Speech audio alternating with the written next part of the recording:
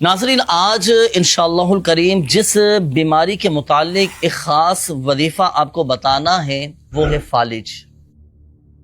یاد رکھیے گا ناظرین کہ فالج یہ ایک ایسی بیماری ہے کہ جو خون کے شریانوں کے بند ہونے یا پھٹنے کی وجہ سے ہوتی ہے۔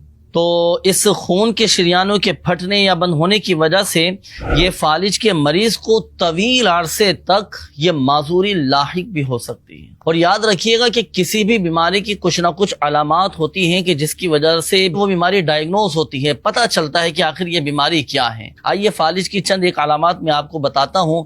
اچانک نظر کا چلا جانا، اسی طرح بہت زیادہ چکر آنا، ایک چیز کا دو نظر آنا یعنی ڈبل نظر آنا، اسی طرح سر میں شدید درد ہونا، چہرے کا کسی طرف ٹیڑھا ہو جانا، جسم ایک دم بالکل بے جان ہو جانا، اسی طرح بات کرنے میں مشکل درپیش آنا۔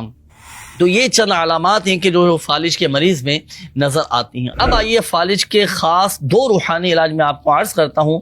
ایک تو یہ کہ رات کو سونے سے پہلے 100 مرتبہ 100 ٹائمز یا اللہ 100 مرتبہ پڑھ لیں تو انشاءاللہ الکریم فالج سے اور پلس یہ کہ لقوے سے بھی حفاظت ہوگی۔